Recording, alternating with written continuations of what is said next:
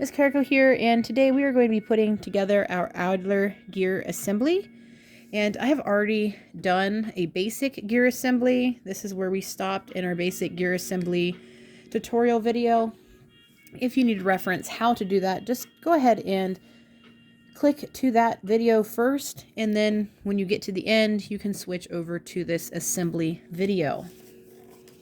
And that was just for time's sake, because the bigger these builds get, the more complicated and the more time it takes to build it. And that way the video is a little bit more shorter and sweeter to the point, so that we can actually get to our blueprint drawings, and then we're able to also get to our actual builds. So for the idler gear assembly, what that means is that you're going to have a gear in the center with another gear on the other side.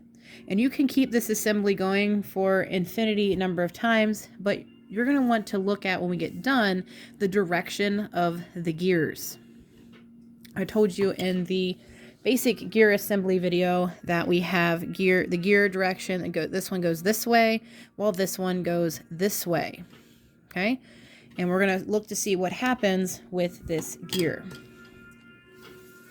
So the materials that you are going to need for this assembly is that you are going to need however many axles you have for gears. For this case, for me, it's 3 axles. I'm using the longer ones because that's just what I have available here with me at the house. I didn't want to bring the smaller ones just in case Leo decided to help some more and store them away somewhere safe in his books. All right, so we need 3 of these axles.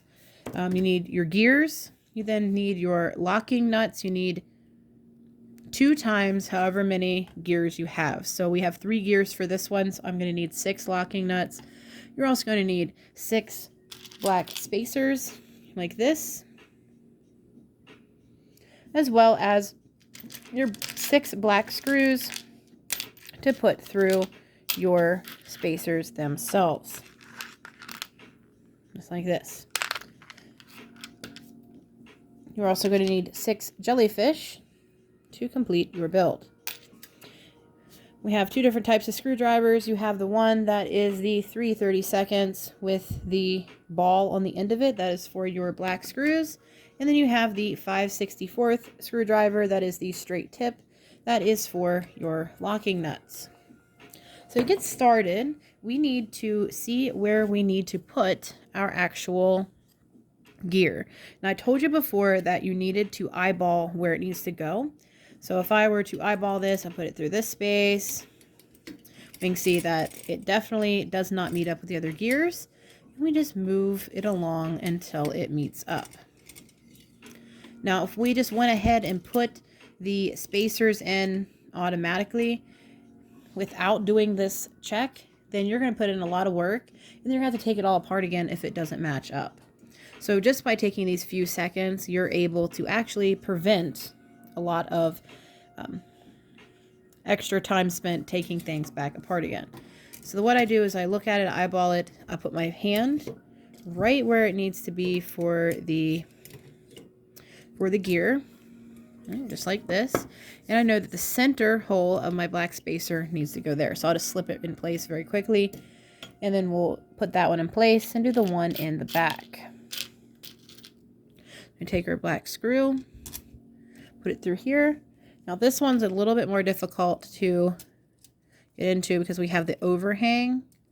So for this one, we are going to have to use that hack where we hold on to the jellyfish and tighten the screw instead.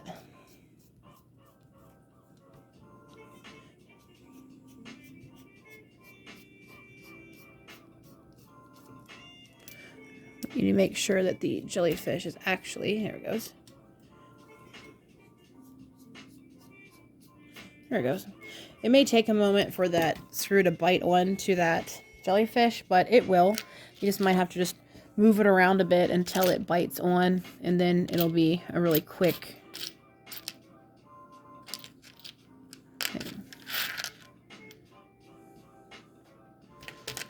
Now I'm going to show you what using a longer one is going to, a longer screw than what I just used. This one meets up directly with that jellyfish. In the case where you have an overhang like this, you might need to use a longer screw. Now, these ones are way too long. They're the 1.5 inch because it overhangs. If you can see, it overhangs that silver lip.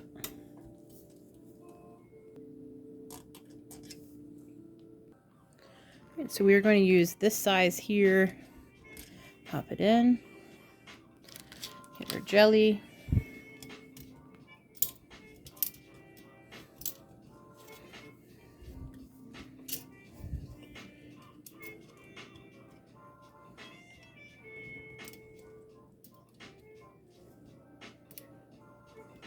Line it up with the edge of the screw, and then tighten it in like that. So there we have our black spacer in. When we go to put this like this, it should line up with those other gears. So we're good to go. So we're going to put our other spacer on the back, directly across from the other.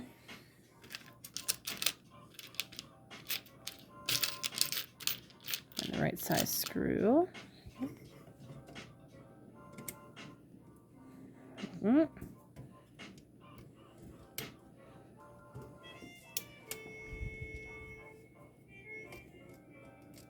Oops.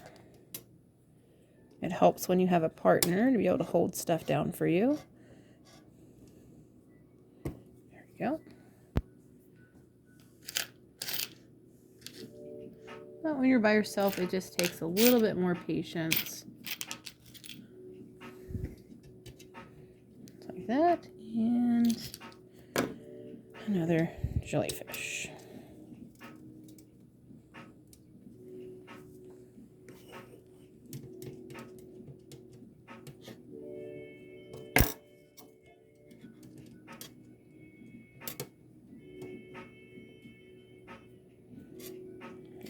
Just make sure it's nice and tightened on there.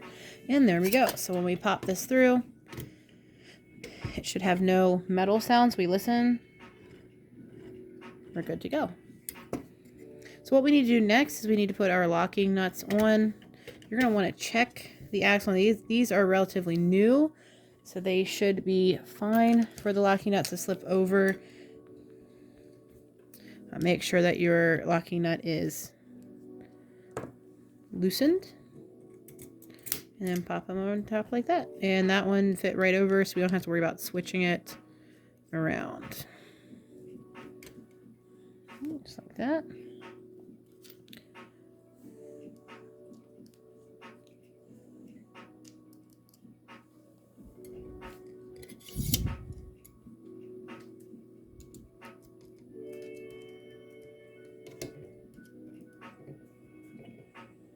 Tighten it down in place. Now you may notice I didn't tighten it down all of the way. So something that's easier for me is just to loosen the one in the front. Because of the way I'm recording the video, I can't really rotate my build plate. So I'm just working at what works easier for me. It should be a problem for you just to rotate it around and tighten the one that you're working on. So there we go. So this should run nice and smooth and quiet. If it doesn't, you may have a loose axle or something like that. So let's go ahead and listen. So no metal on metal. So we're good to go. Now what I want you to focus on is the direction that the gears are going in. So I'm turning this one to the right. This one is going to the left, while this one is going to the right. The way an idler gear works is that it reverses the direction of the gear. So whenever you have an idler in here, it switches. So if I wanted to add another gear to this side, and I want it to go in the same direction, I would need to put another idler gear in here and then put the gear that I wanted on there. So we usually see these in things like conveyor belts and things where we only see one mode of direction, either right or left, or up and down if it was a vertical build. So a big rule of thumb, make sure that you line everything up on the inside. If we flip this around, you can see where we had to add that spacer in the last build, and what that does is it puts it up to the same as right here.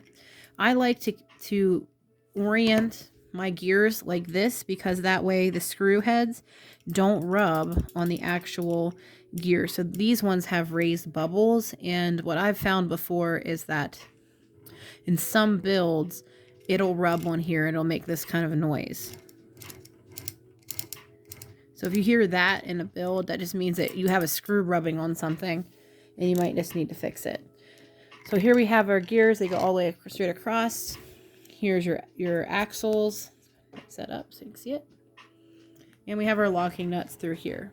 So when we do our blueprints, now you have a good visual of what it's supposed to look like.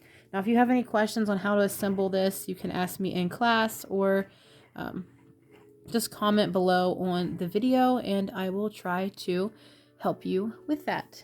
But tomorrow we're going to be working on what's called the lead screw, and that one we're not going to be building on this part of the plate. Instead, we are going to be building on this bottom part of the build.